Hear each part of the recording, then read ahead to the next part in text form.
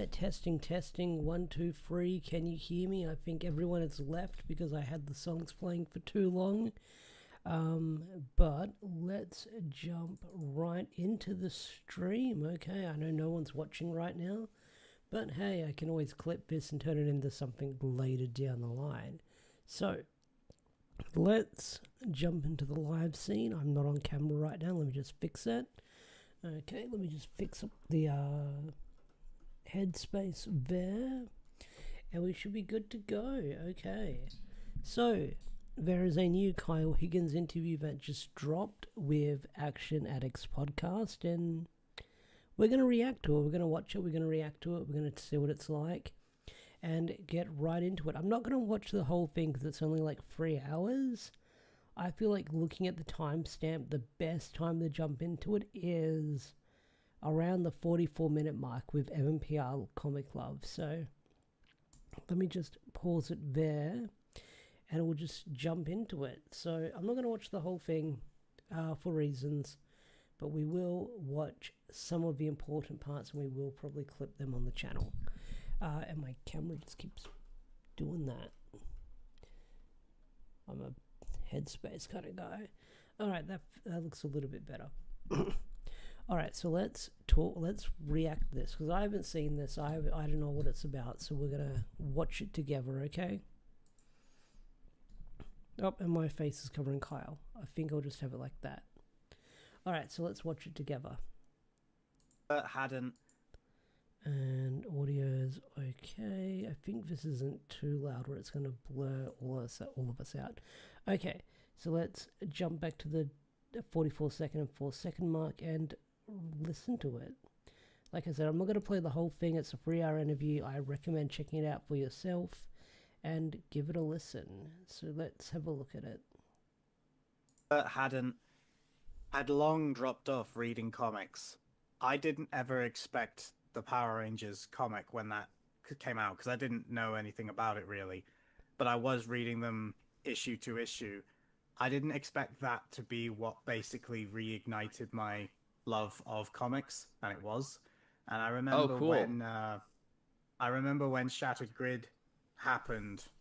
Like, I went to London MCM, and somewhere over there, I'm not going to search for it, I have a shiny Shattered Grid special cover that's all holographic and nice. Nice. The reason why hey, thank you Henry for the $5 super chat. Thank you so much. Thank you so much. Much appreciated. But yeah, I know you're gonna react to this. I'll definitely look forward to that. But I'm just gonna react to it here and give my thoughts and opinions on it. So I might be quiet on a little bit, but I just want to sit back and enjoy it and probably just watch the important parts on the timestamp. Partly I wanted it because it looks cool. The art's fantastic, but I remember when I saw it and I was like, oh, I want that. And the guy was like, oh my God. And I was like, what? And he said, I have literally just put that back up. He said, I cannot keep these Shattered Grid comics up. And I was like, really? And he said, yeah, man. He said, I only brought like whatever number he said, and I'm basically out.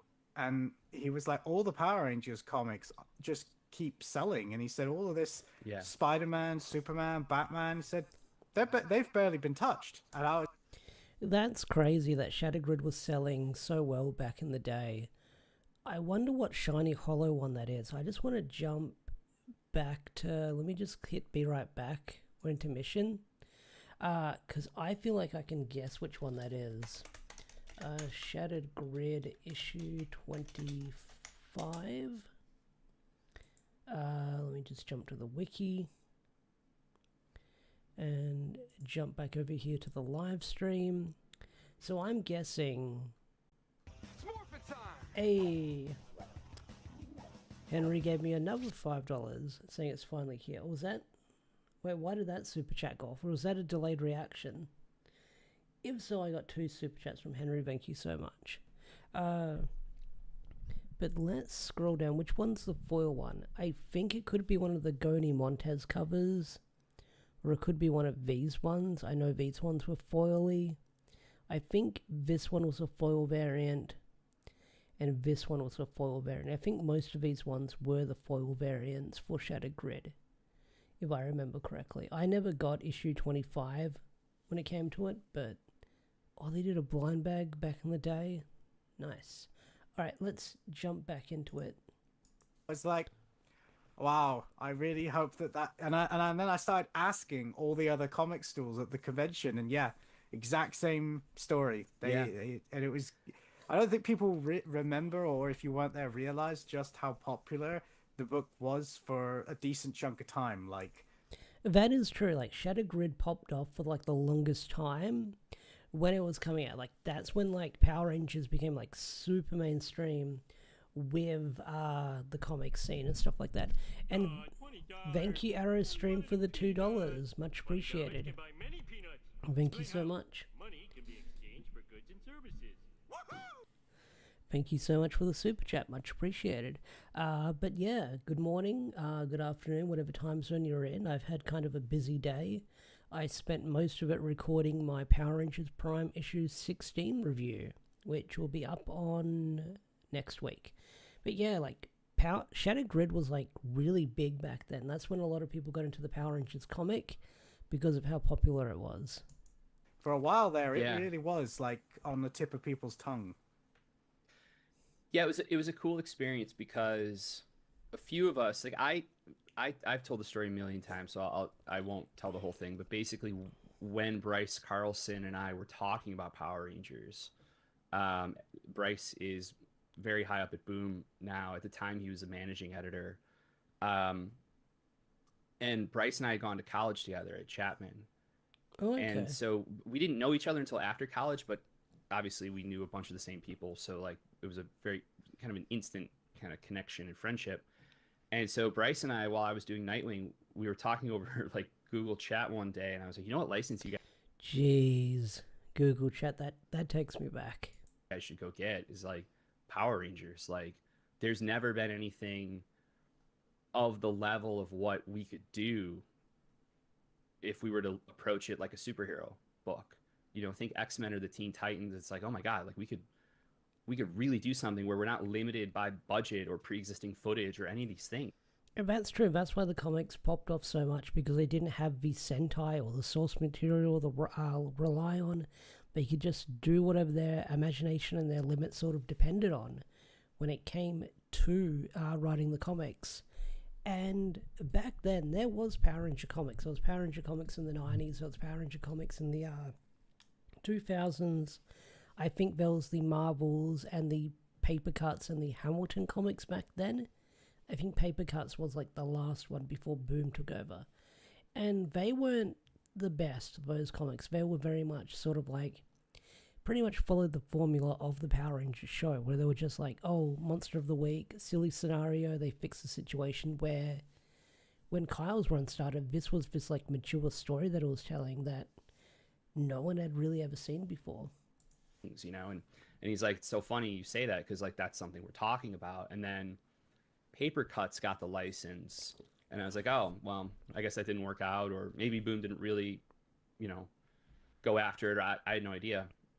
How long did the Paper Cuts license last? Let me find out about that. Paper Cuts, let's see, I think if I just go Boom Studios, they would say what happens. Let's see, Power Ranger Comics, Paper Cuts. Okay, this is on the wiki. Paper Cuts had it from 2012 to 2014. Okay, so they only had it for like 2 to 3 years at least.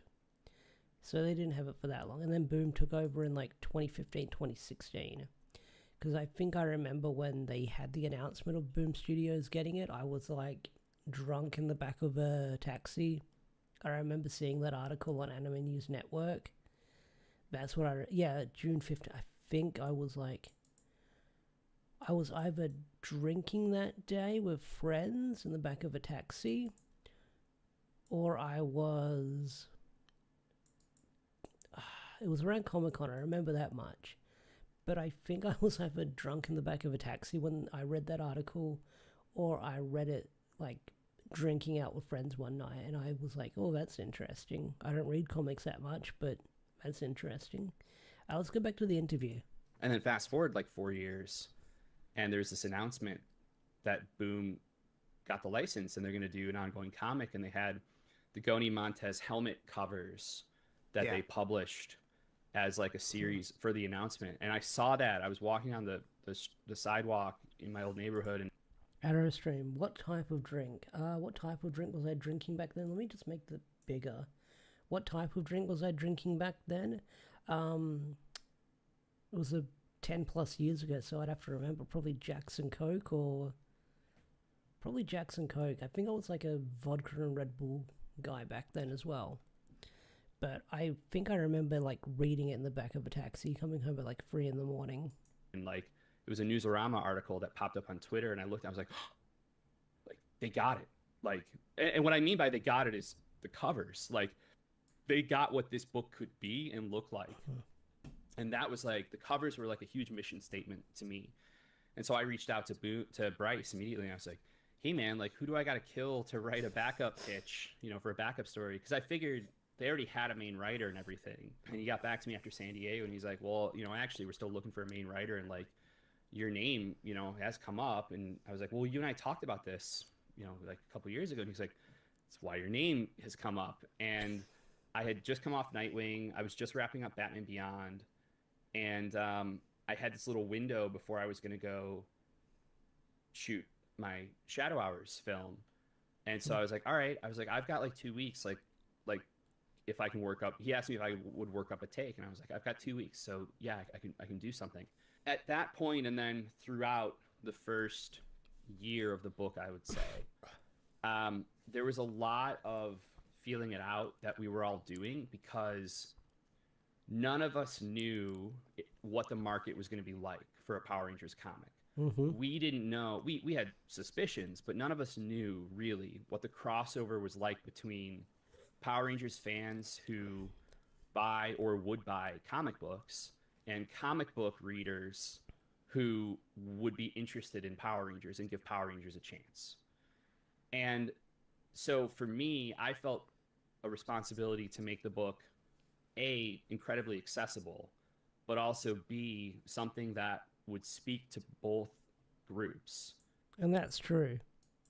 In a way that hopefully balanced each other and made the book something that could be in the spirit of what you remember the show to be, but not something that's a 90s nostalgia book or just designed to tell stories that take place in between episodes or make, you know,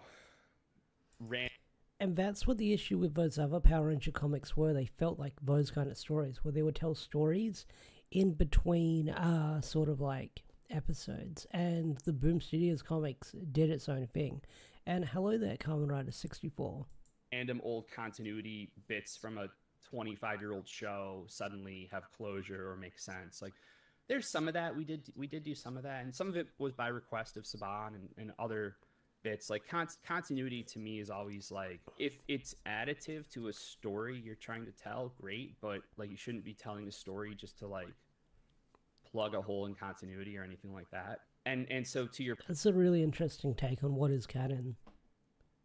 point, yeah, I mean, the first issue 0 sold 70,000 copies, and issue 1 sold 130,000 copies. That's pretty impressive for back then. And I think we were the #1 book of that month. If not, we were just like right behind Batman, probably. What was coming out back then in 2015 when it came to comics? Because I don't think a lot was coming out. Yeah, your usual New 52. I think either New 52 was ending or Rebirth was starting. But I think it was like mostly like your Batman and your Supermans and stuff like that. I think maybe the Jonathan Hickman Fantastic Four run was starting back then.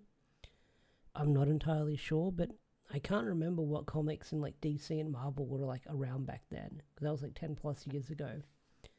But it was like being shot. We were like shot out of a cannon, and Boom had a really aggressive cover strategy. And actually, I found out years later that was actually one of the selling points that Boom had to Saban, which was at the very least, like what Boom could do with covers would mean that there would be more incredible Power Rangers key art than had ever existed before.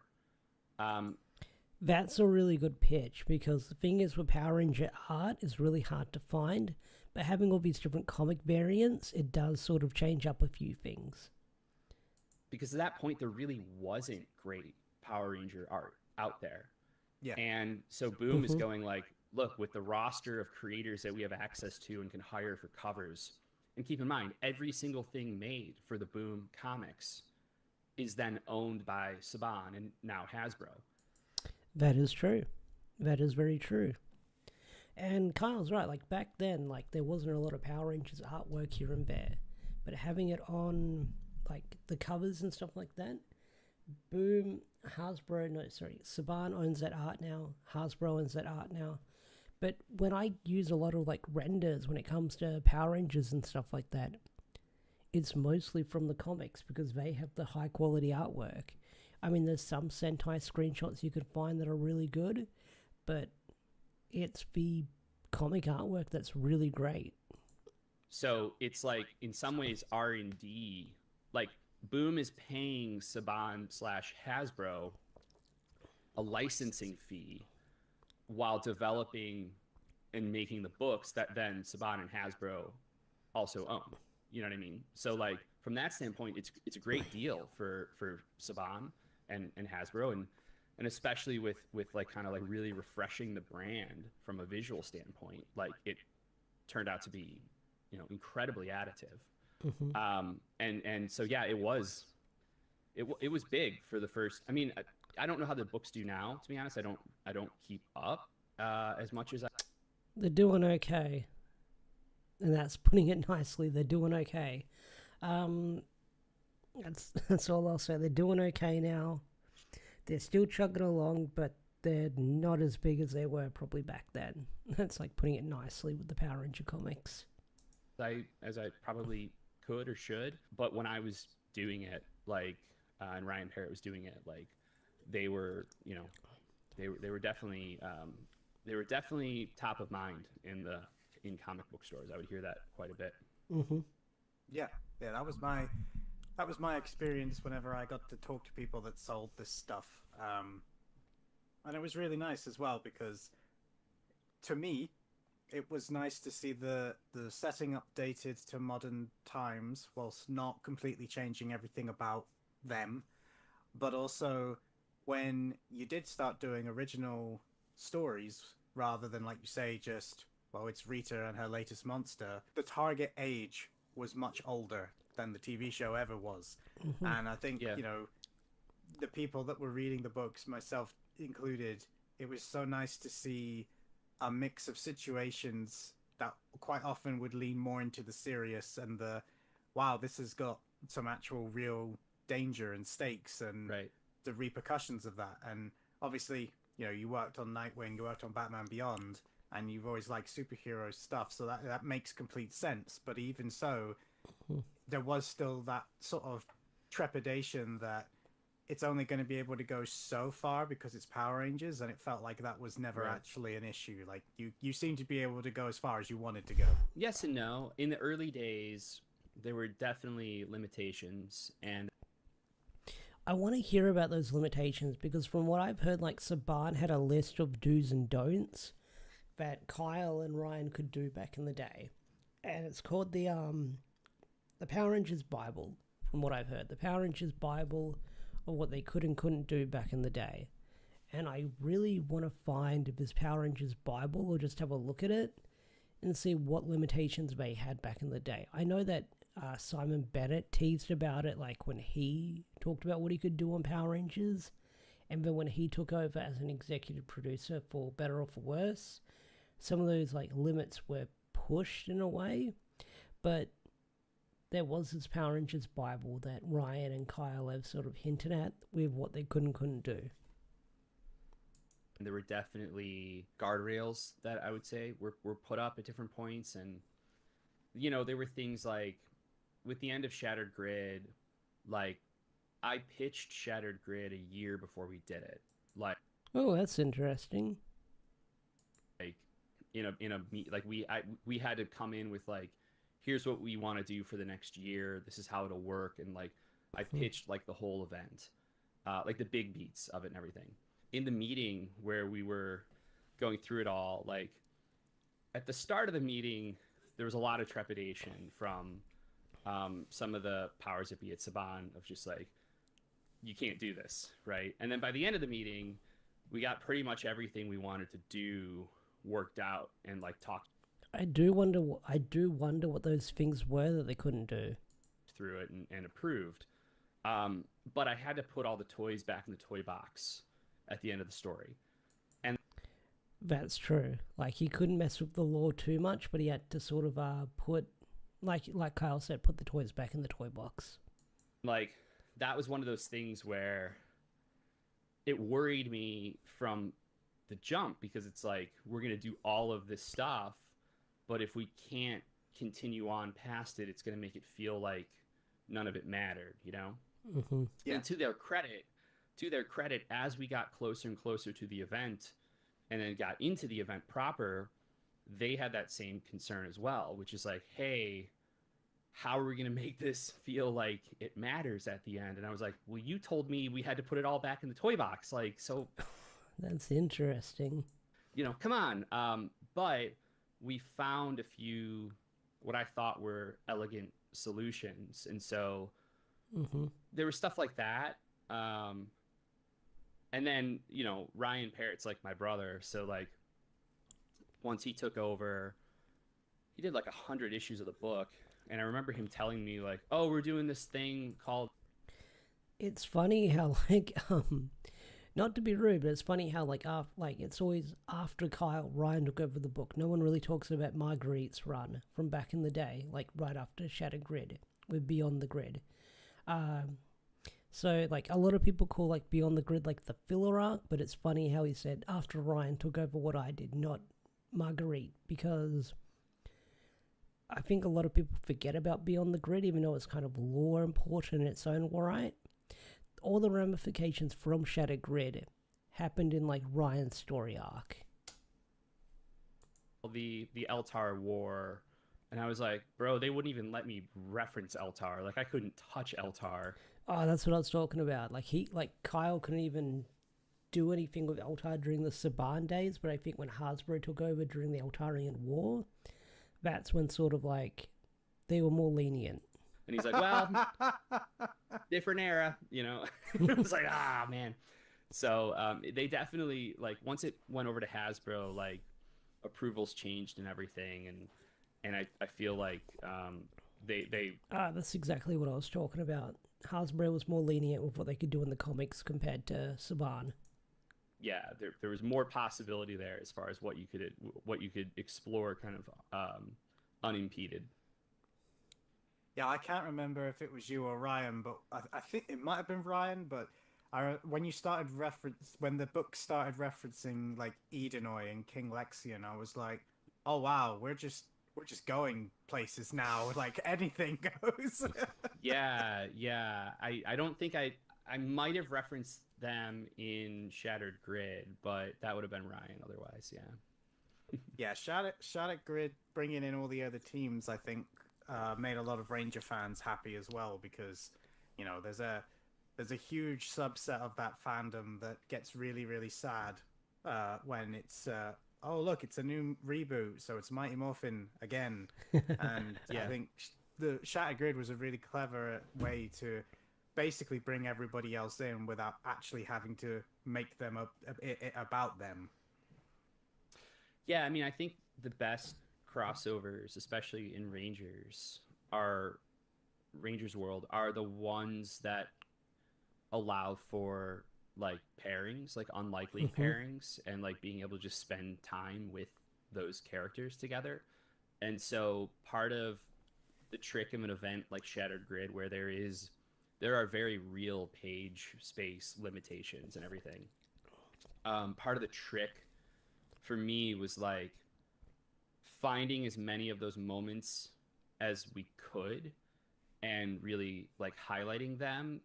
Some of them are integral to the plot Mm-hmm. of the event, but a lot of them, or at least some of them, aren't.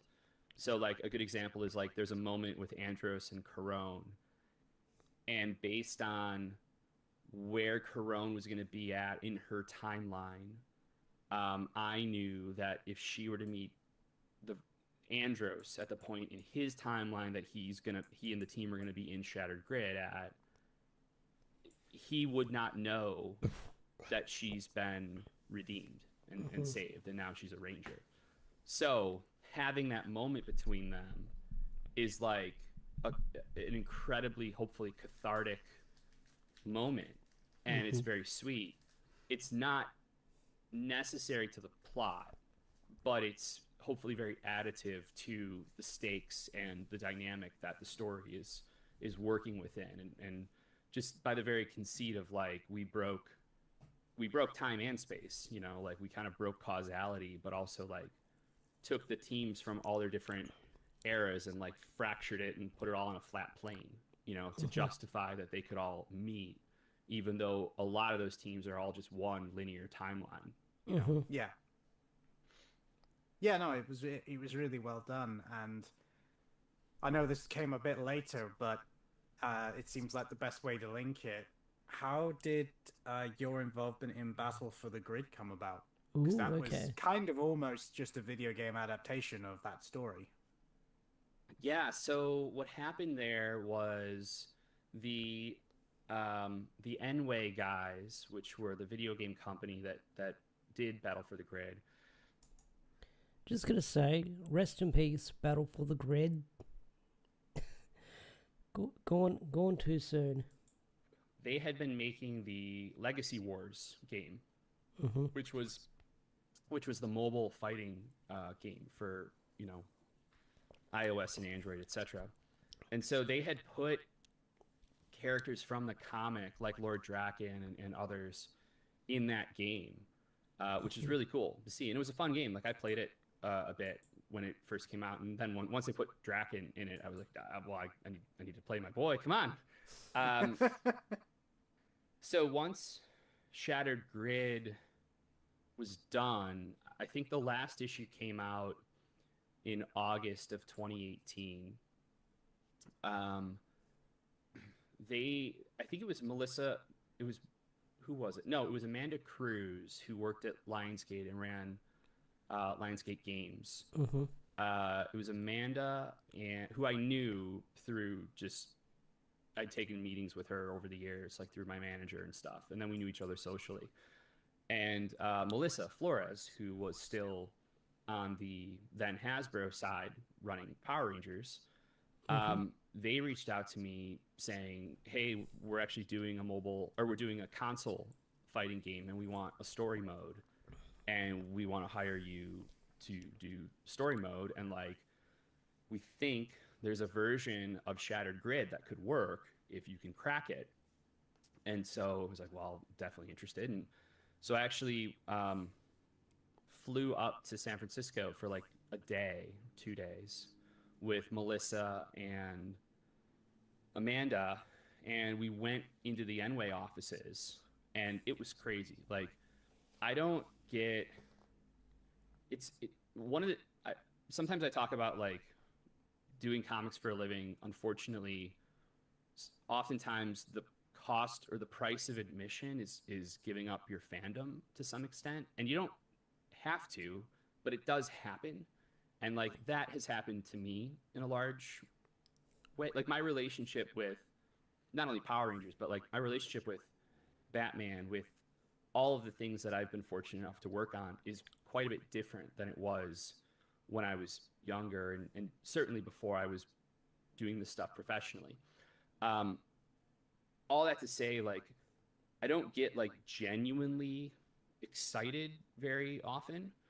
And going through the Enway offices, I was genuinely like, I was like not shaking, but it was so cool because it was just rows and rows of computer stations and insanely talented artists that are building out all these assets from things that sometimes I wrote for like one panel, you know? So like Trini inside the Black Dragon armor that's suddenly a playable character, and they're think I'll working on skip this part. the elect. Because, like, Kyle did audio direct Battle for the Grid and got to, like, audio direct JDF and stuff like that. But people are dropping out, and I'll just keep fast forwarding it. Already actually doing the Shattered Grid live table read that we did at Morphicon. Let's see. Already actually doing the Shattered Grid live table read that we did at Morphicon earlier that. I just gotta say, if you haven't seen the Shattered Grid live table read, look it up. It's freaking amazing. That year. So or I guess the year before, the summer before. So there was already oh, okay, well, this works, and there was a little bit of a baseline for a lot of it. Is that the one where David Fielding that gets to do the big Zordon speech? Because I remember that went around the internet. Yeah. That was really cool. Like I said, look up the live reading of Shattered Grid. It's freaking amazing. Well, that was actually, yeah. So I brought in, so this whole thing was Matt Groom, Michael Basuto, and I put this all together, and then asked Hasbro if we could do it, and Jason was supposed to do Tommy and Lord Drakkon up until like 30 minutes before, and he just couldn't swing it with his line, and he was only there for one day and everything, and so Jason Font stepped in and played the part. But for Zordon, because I'm such a sound nerd, I reached out to a buddy of mine who's a very, very talented composer, Christopher Carter, who did Batman Beyond and a lot of the DC animated stuff. Ooh. And Chris has a lot of technical kind of know-how and old analog gear. So I asked him if he had any gear that could do like pitch down and like big verb live. And he did. And so I borrowed all this Yamaha gear from him.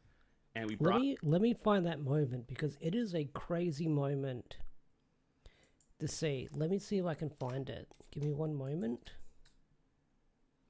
It is insane, the live action table read for that. Okay, let me see what I can find. Shattered Grid table read. We're not going to watch the whole thing. Live action... recording time media.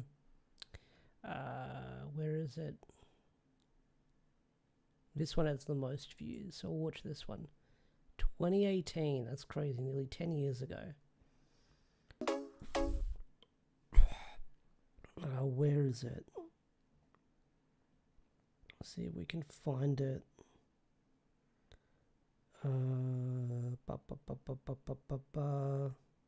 There we go. Okay, this is amazing. Watch this. To disrupt your... Oh wait, no wait, I'm gonna ruin it. Okay. Addresses the group. We have a situation. Drakkon's forces are invading. Where? Everywhere. I don't fully understand what's going on, but we can't let him do this to anyone else. Zordon, we have to get them a warning. Aye. Theoretically, with Jen's transportational technology patched through our teleportation system, we should be able to transmit a signal across the grid. I'm making the necessary adjustments now. To all those who hear these words,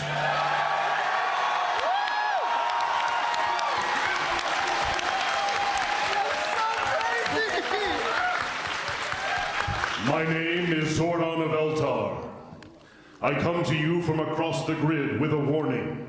A great threat is upon us. His name is Lord Drakkon, and his armies are growing. They have found a way to target Rangers with their black dragon cannons designed to disrupt your connection to the Morphin Grid. As Lord Drakkon looks to conquer us all, he is trying to steal Morphers to add to his army of sentries. In this time of great uncertainty, we must stand together and, if possible, come to each other's aid. Defend your worlds. Protect yourselves and your morphers at all costs. And may the power protect you all.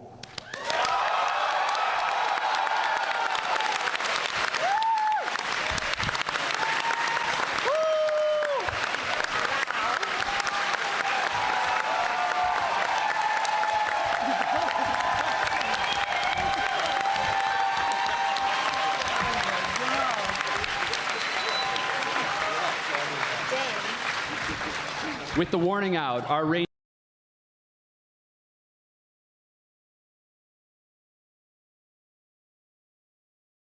Muted.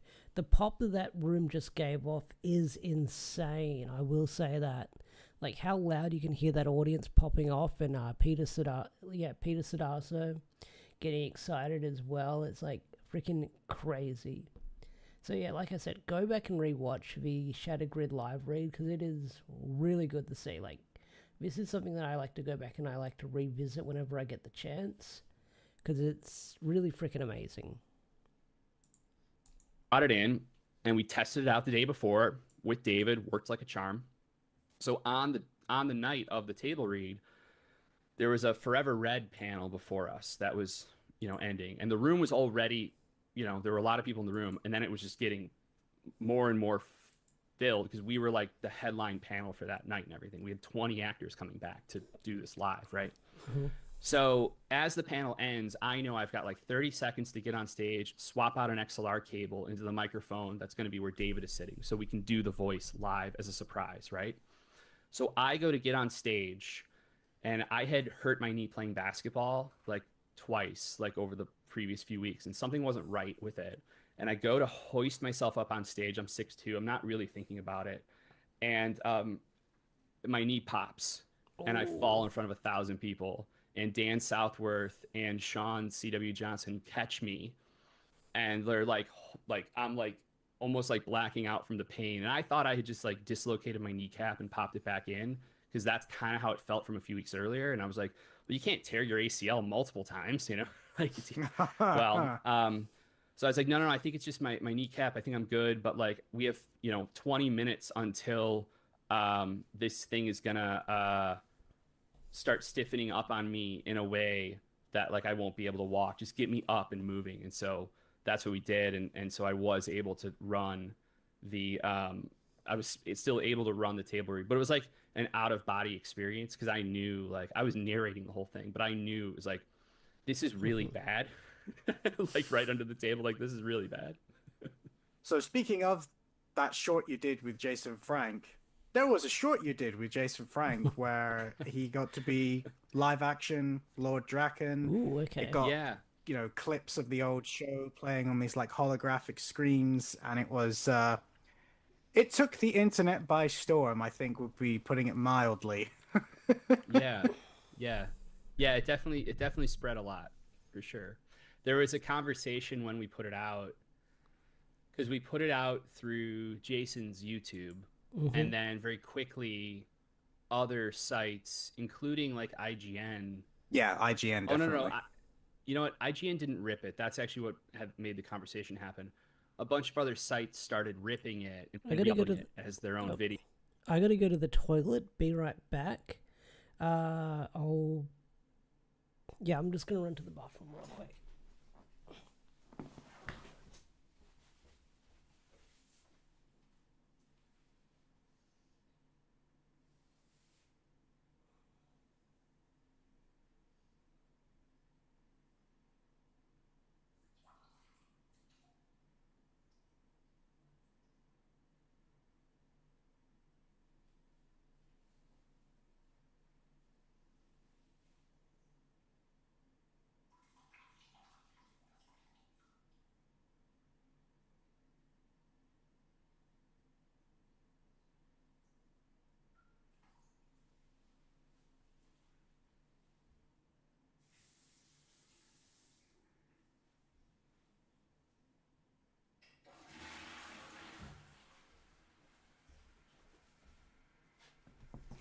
All right, I have returned. Video. And so then at that point, IGN reached out to us really bad.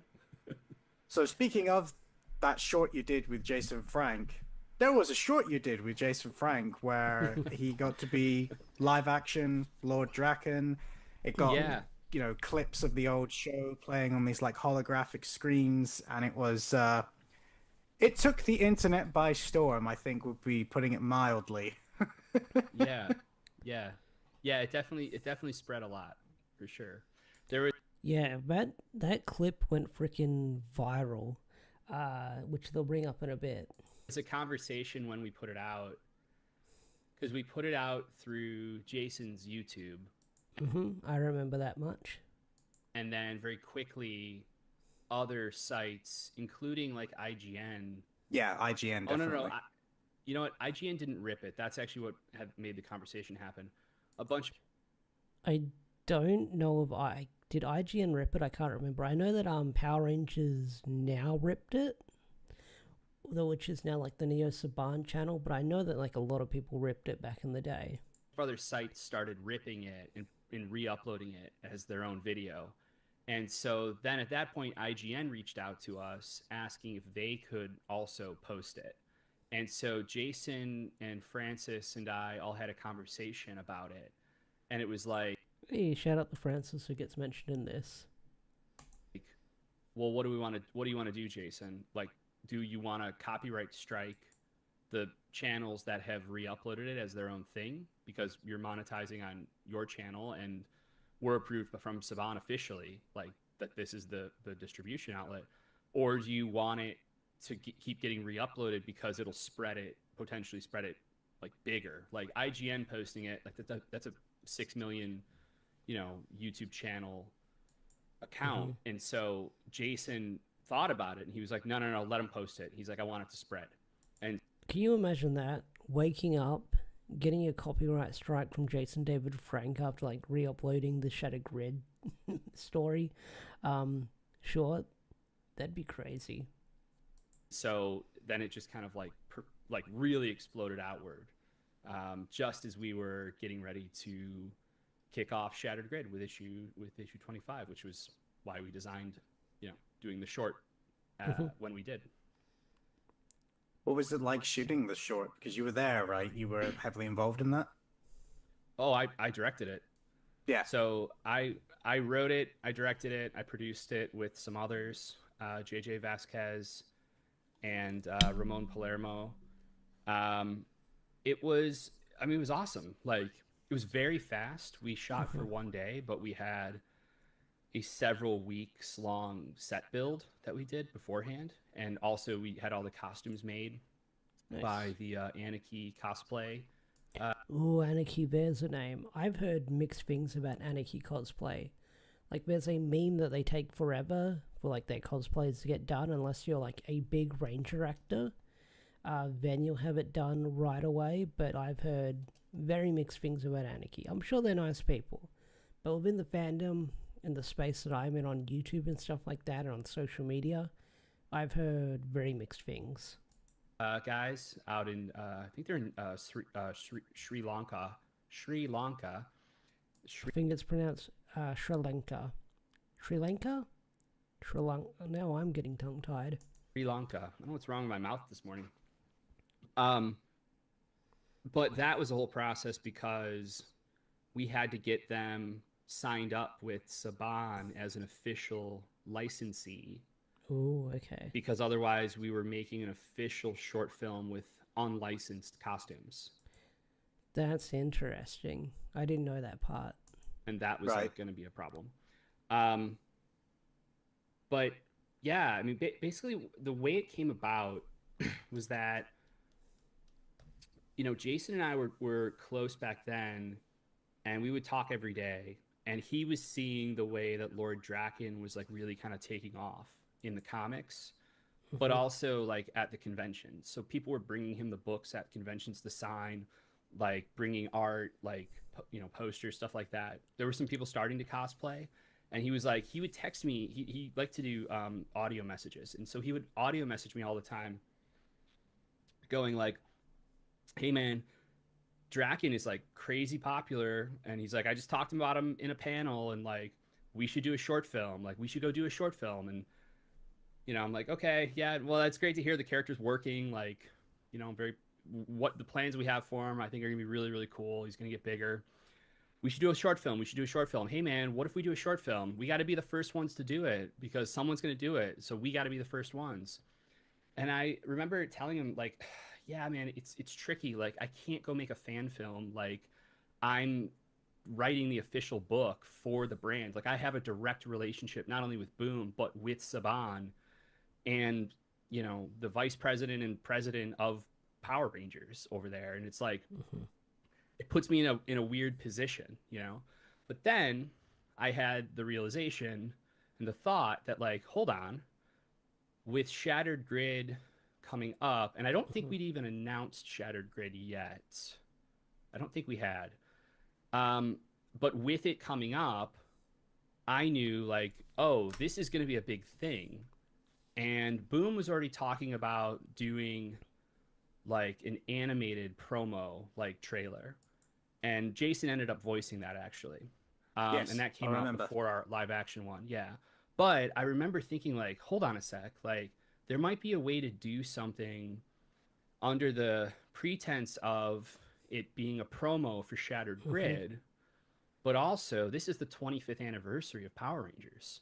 So it kind of all just kind of clicked for me, like, all at once, where I just saw it, like, pushing on, hearing these voices, and they're clips from throughout the seasons of Power Rangers, which proved to be more challenging than you would think, because the masters that exist of those tapes do not have stems and split out audio. So for all of them, only a handful of them do. So it meant really, really delicate dialogue editing to cut out music and stuff like that. I know what that means, just as a heads up, but I suspect many people watching and listening won't have a clue what that means. Is he going to explain it for me, or am I going to have to explain it as well? Would you mind just explaining?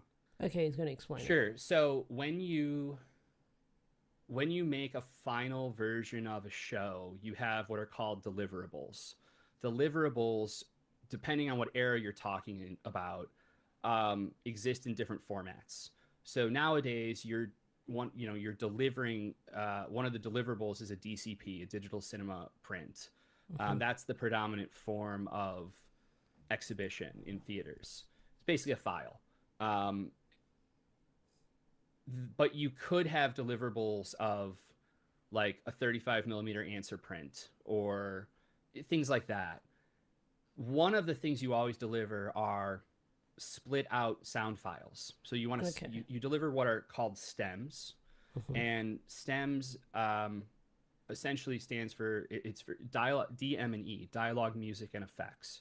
Yep. And what you're doing is, in addition to the final version of the film's mix, the 5.1 mix, the the Dolby Atmos encoded version, the whatever, you also are delivering kind of like condensed raw assets. So your dialogue tracks completely split out. So they're ISOs, they're isolated. Your music completely isolated. All of the meter or the fader adjustments and volume adjustments, all of that's baked in. It's just the music is summed and it's isolated, and the effects totally isolated.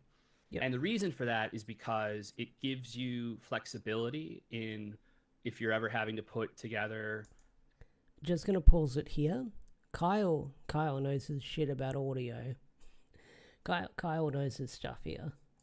A new version of it, like a new release, or for example, if you're doing international, like, you need the dialogue separated out because you need to go get foreign actors to dub the parts for Turkey or for, name a country. Well, unfortunately, during the sale from Saban to Disney and then Disney selling back to Saban, all of the raw assets for the show basically don't exist anymore up to a certain point.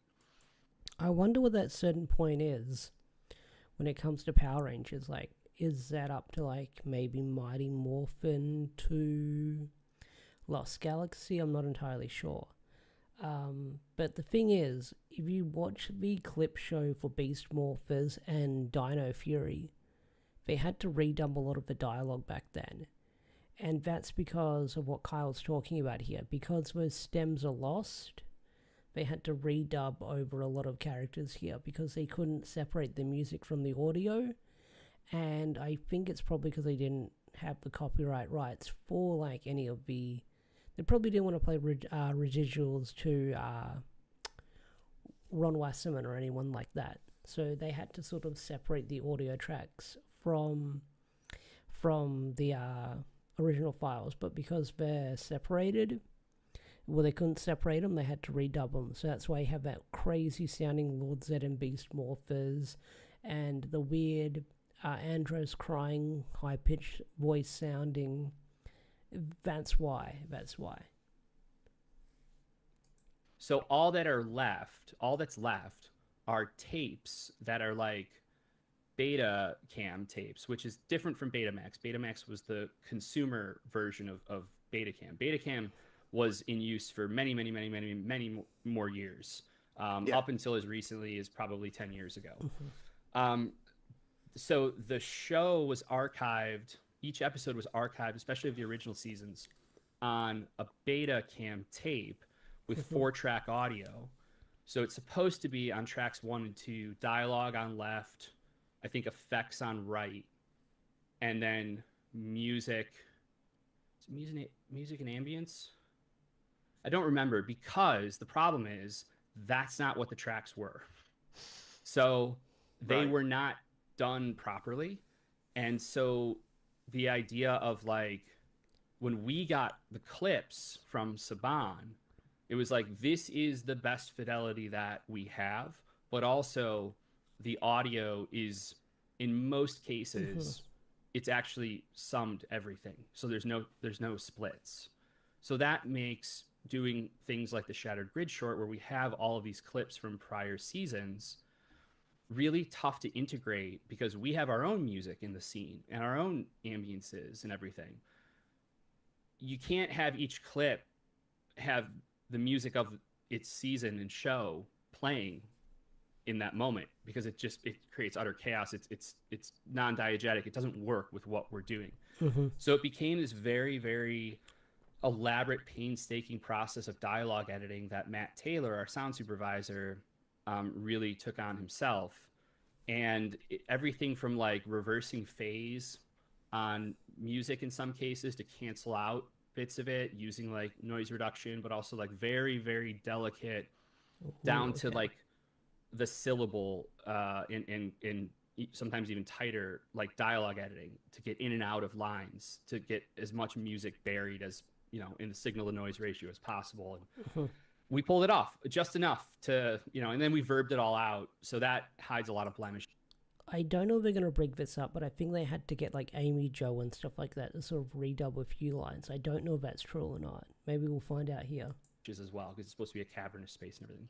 So anyway, but yeah, making it and actually building everything, like it was a blast. But we did it all from basically getting the go-ahead approval from Saban to posting it was like 4 weeks, I want to say, maybe 3. I mean, it was no, 4 weeks. But like from starting to like build to shooting was like maybe 3 weeks. I mean, it was very, very, very fast. And it was like 11 shots, and I think 10 of them are effect shots. Ooh, okay. So that was a whole other, part of it that I had to navigate and figure out, and brought in a really good effects house that would do it with us. And then my normal colorist colored it, and Ron Wasserman, who did the original music for the show and the theme song for X-Men the Animated Series, he came back and he scored the short. Nice. And then actually, little known fact, so in the moment when Drakkon looks up and Tommy is 18 years old, or younger, I guess, in show continuity, but it's Jason at 18.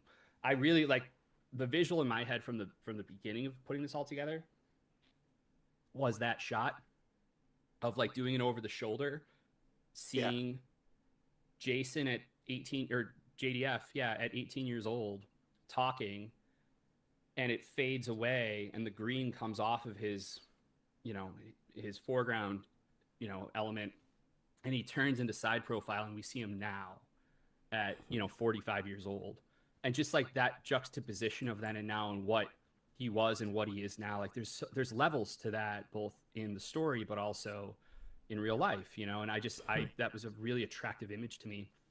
Well, Jason redid those lines because, again, we didn't have the originals that we could split out, but the other person who talks in that moment is Kimberly. So Amy Jo redid her lines for that. Okay, so I was right about that. Amy Jo did redo her lines. That moment for us as well. And if you watch it, they match in quite well. So Yeah. it was just a cool little Easter egg. Yeah. That I didn't know. I remember like one of the times because I watched that trailer loads when it came out because it was so like Yeah. beyond what I thought we would ever get, and I actually do remember having the thought that it had been a while since I'd seen that episode, but my Yeah. ears were going. The dialogue is it sounds better in this than it does in my memory, and now I know why. Yeah, there you go. There you go. Oh, well, there we go. So I guess you probably know this question is coming, even though I'm sure you're tired of answering it. But obviously, that trailer did very, very well, and the comic books were very, very popular. And I'm reliably informed that there was more than one conversation about trying to bring something to big stroke small screens to do with that. And I don't know how much you can actually like talk about it, but what actually happened there? Like how close was it? What was your vision if you could have had it? I wouldn't say it was so close that like So this is the cancelled Drakkon series that we would have gotten, or the Shattered Grid series, or the Coinless series that we would have gotten. oh man, if there had been a contract, we would have been making this, in a few weeks. It wasn't like that far along or anything, but it was close from the standpoint of like we built a story, or at least a kind of a treatment for what this live action digital series could be set in the world of the Coinless. And it would have kind of featured the rise of Drakkon.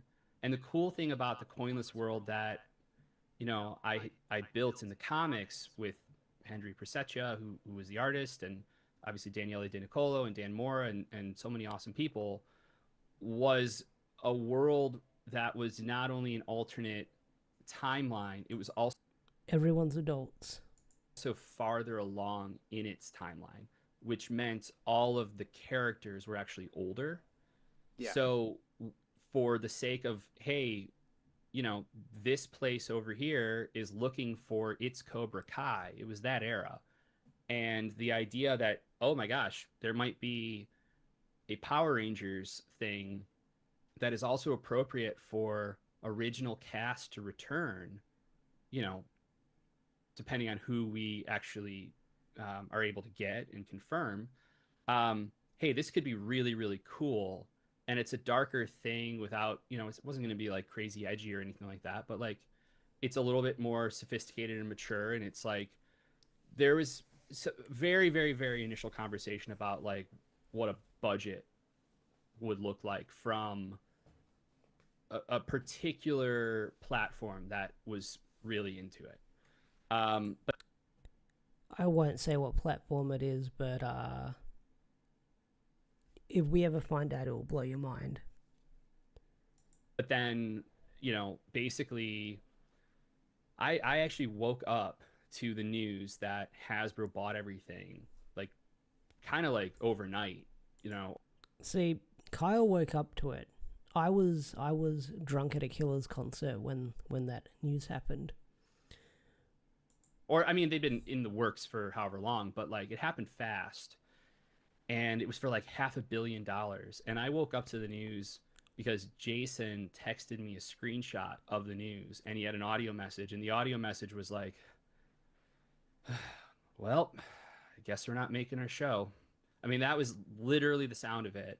And I was more optimistic. I was like, well, we'll see. Like, let's see what this means. And also, like, Brian has been kind of like hinting for a little while now that, hey, the fact that we're working on something that would have appeal to legacy fans is actually very important for the strategy of the brand and what they're looking to do going forward. And Hasbro gets really excited about. He kept referencing that.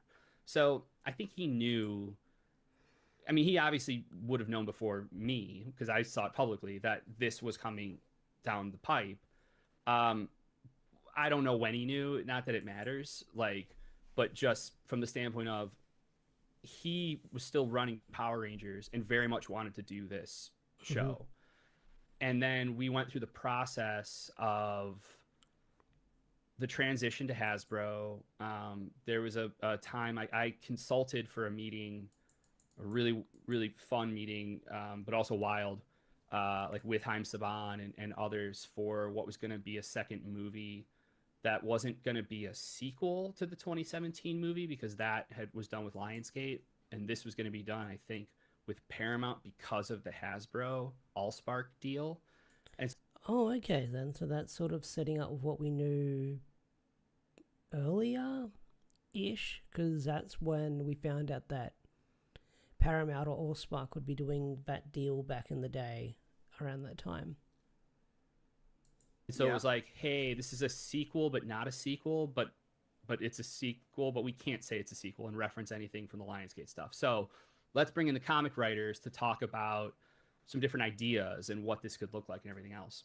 And so during all of that, and even up through like during the Shattered Grid Live, there was part of our enthusiasm to put together Shattered Grid Live was to show certain people at Saban and then it was in that stage transitioning over to Hasbro, like what this looks like and what this could be, you know, if we were to then go do something in the world of the Coinless as this like over the top digital series that we were talking about. And ultimately what just happened was like they just didn't want to do anything, and they you know, for whatever reason, I mean, and I mean, I get it, like you acquire a property, you want to like take a minute and assess like, okay, hold on, what stuff is already, you know, in the works and has to come out, what stuff is being talked about, but like let's hit pause on everything, because let's just like take an assessment of like what this is, and let's talk now that we have it about like what do we actually want to do and what do we want to focus on and be forward facing on, and like what are our priorities, you know. And so the idea of like a digital series bringing back original cast that it was still in this like more nascent stage, it's just like Brian couldn't get traction on it, you know. And which again is understandable, you know, but that's basically what happened on it. And I know it hurt Jason. Like I know he was frustrated because he felt like this thing was really, really cool. It was the right time for everyone to do it. The fandom would have been crazy about it. But it really just came down to like, it unfortunately is a casualty of like a big corporate merger, you know, sale. And that's kind of as simple as it is. But it's a bummer. I found the doc recently and was looking at it again. I was like, oh man, this would have been really cool. So, you know, I mean, never say never. You never know. Like weird things have happened in life, and maybe one day there's an opportunity to do something. I mean, it'll never ever be the same without Jason, obviously. Like doing anything with the Green Ranger or Drakkon, like it's, you know. But we all have stories like that. I mean, ironically, that project not going forward turned into me starting to build something that I thought, well, what if we did an original thing that's a live action digital series, you know? And I built this thing with Jason in mind, where it would be like in the future, but it was like a post-tech dystopia. So it's like there are these fiefdoms. All right, the Radiant Black connection, cool stuff is probably cool, but let's jump around to here where he talks about JDF. Look, I love Radiant Black. I love the series that Kyle is putting out with Radiant Black, but let's just jump around to other things, just so like you guys will probably want to hear the Power Rangers talk. But I'll probably re-watch the entire stream eventually later down the line. But we'll jump around here. I don't know how much you want to get into this, and if you don't want to, I'll edit out me even asking. But I know that Johnny said that one of the reasons that you were so helpful is because you know the complicated situation, as you put it, was everything going on with Jason Frank, and he basically said that you'd been through that as well. And before you answer that, I want to preface, because this is something that a couple people in my comment section didn't quite get. the reason why Johnny and I kept that conversation in, and why we had that conversation, even though it wasn't something I was planning, is because Jason Frank had bipolar disorder, and he had a lot of issues. He was dealing with anxiety, he was dealing with depression. He wrote poetry about this stuff, and he didn't always make the best decision. He was human, and he was struggling. And I think that part of the problem with those sorts of conditions is that people don't talk about it. You know, if someone says, "Oh, I'm bipolar," oh, okay, well, you just get angry every now and again. No, there's a lot more to it than that. So I think that's why John Absolutely. wanted to talk about it, partly so that people could be made aware that, you know, people, it's not always easy to be friends with these people, but you still want to be friends with them. You know, you still want to have a relationship. Right. Yeah, I mean, I saw what Johnny said there. Like, I thought he put everything beautifully. I mean, I'm glad that he was able to talk about some of that stuff, and he was as articulate about it, and his recollection of it was so strong.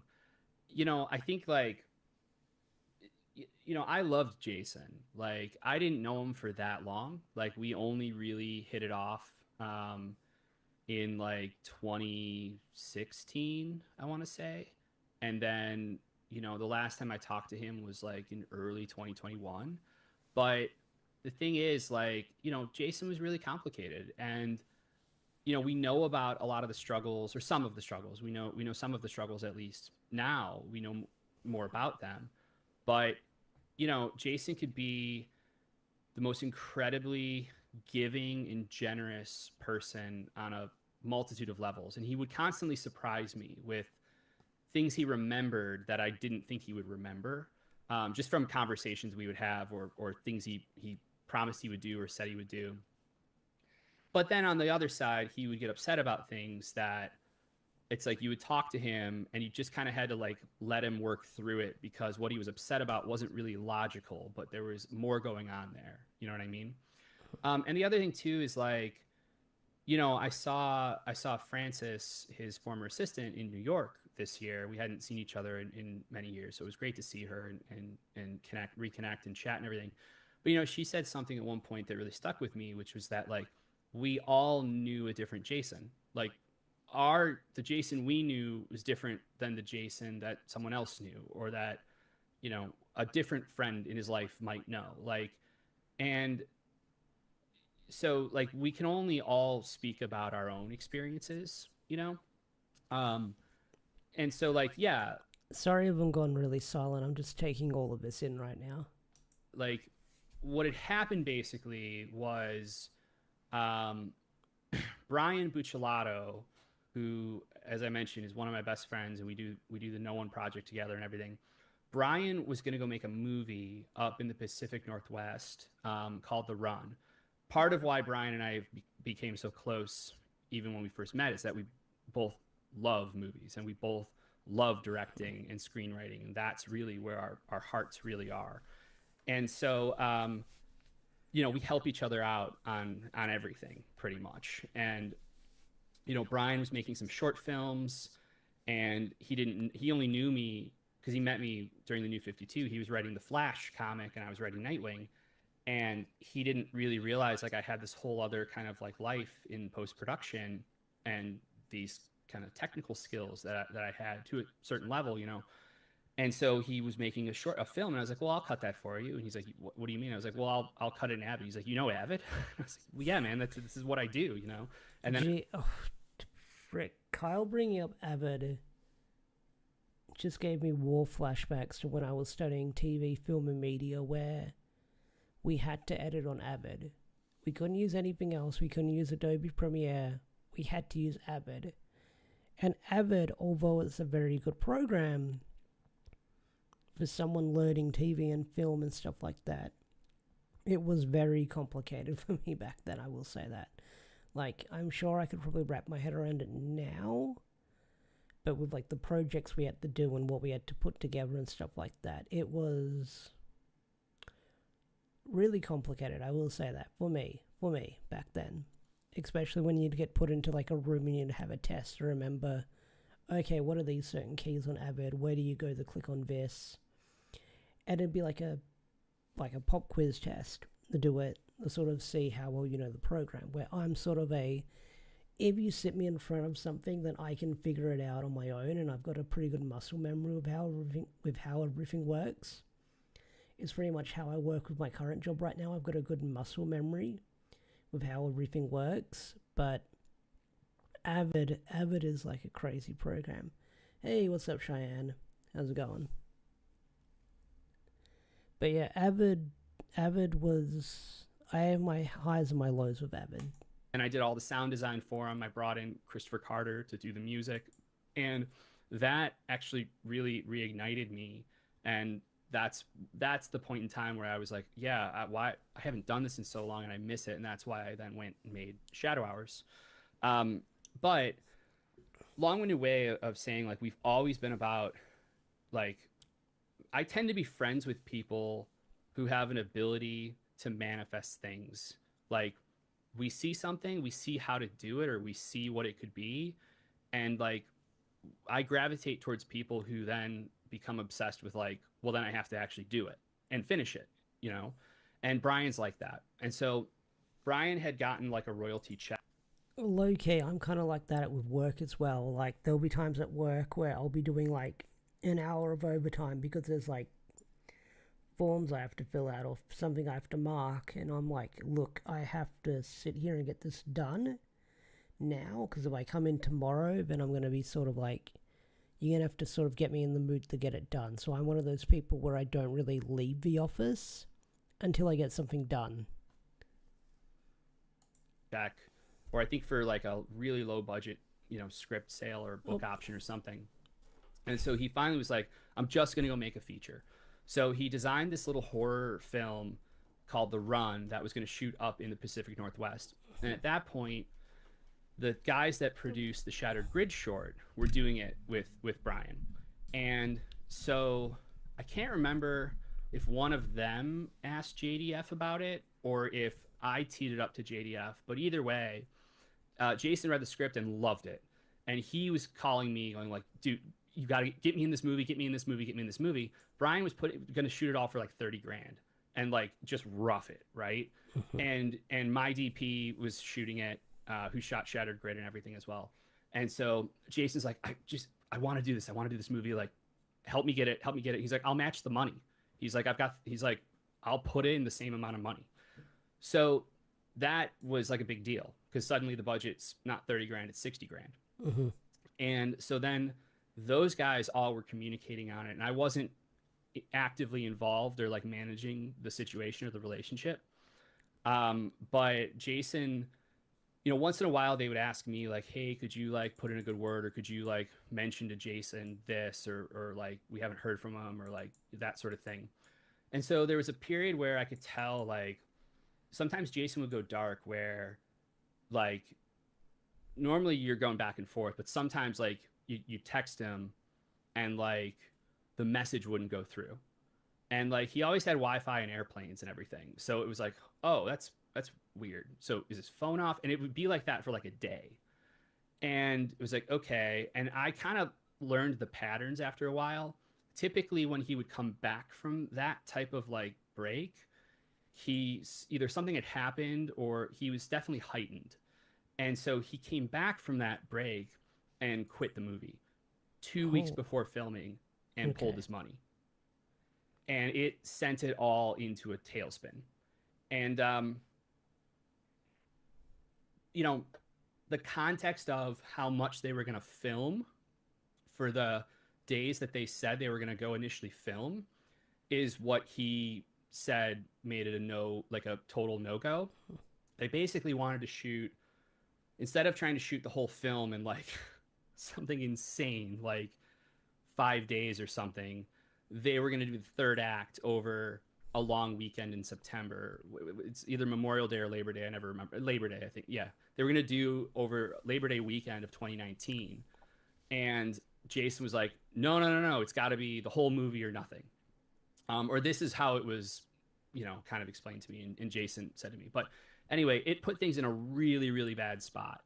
And, you know, Jason was texting me and I could tell he felt bad because he was like, "Hey, I just posted this Lord Drakkon stuff. Hey, I just did it," and I wasn't really engaging because I was pretty pissed off.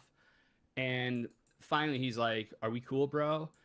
And I went to message him back, and it didn't go through. And so then I messaged him on Instagram, and I was like, "Hey, man, I tried to text you, but it didn't go through." And I was like, "Yeah, dude, we're cool." I was like, because he wrote back to me. That's what it was. "Are we cool, bro?" And then they're like, I didn't write back right away. And then he's like, "Guess not." And then when I tried to text him, it was like, it wouldn't go through. So that's when I messaged him on Instagram. And at one point I said, like, maybe even before that, I said, "Man, this is a tough one." Hey, Patrick's in here. Patrick says, Deoxy live before I've had a coffee. Much love. Much love to you, Patrick. Dude, like, this is like my brother. Like, you just like really hurt him and hurt this whole project, and like, and you know, it never finished the movie. I mean, we couldn't, like, we went out there, we shot, like, I flew up there right before my knee surgery, like my second knee surgery. Like, I was on a bad leg just trying to help, because it really kind of crippled it, you know? And so we still talked, but it wasn't the same, you know? Sarah was laughing at what Shay said, not what Kyle said. And I was always careful about like talking about that with Johnny or other friends, because it's like, it's a bummer situation. I'm not angry at him, but I don't quite know. It does feel like there's something there, you know? Mm-hmm. And so but that said, like, when I created, like, literally later that month is when I got the first designs in for Radiant Black from Marcelo. And then we also got like the robot designs in and everything else. And Nice. Jason and I were messaging on Instagram because the Lord Drakkon action figure had just like been announced and showed. And so we both were kind of commiserating over like, well, neither of us are going to get any money for this. Was that the first Lord Drakkon action figure? I'm guessing that's like the Lightning Collection one. It's either probably the first. So the first Lord Drakkon action figure would have been the Lightning Collection one, for his first form, and then the second one was for his final form. And they're probably not even going to send us a copy of the figure, you know, or whatever. Like, but we were messaging back and forth, and so I showed him the Radiant Black stuff, and he loved it, and he was so complimentary about it and everything. Oh, that's nice. I'm glad that he enjoyed it. That's great. That's really nice. And so then in New York, like a month or so later, I went out. Johnny and Rod Reese, who did Cowl with me, the three of us went out for dinner, for pizza, and I mentioned to Johnny in passing that, like, and this is true, the other thing with working with Jason was that every project we did together, and a lot of people had this experience, at some point, like towards the 11th hour, Jason would often pull out, and he would get panicked or scared or whatever, or overwhelmed, and he would pull out. And he pulled out of the Shattered Grid short, and I had already spent like $7,000 to start building the sets. That's interesting. I didn't know about that. And suddenly Jason was pulling out. And so then it becomes a conversation, and like, that's where the relationship comes in, and you try to hear them out and work through, you know, what his fears were and or trepidations, Mm-hmm. or if something isn't making sense to him, like, well, let's do it a different way then, you know, things like that. And Battle for the Grid game, same thing. But I knew that was also just part of his process, you know.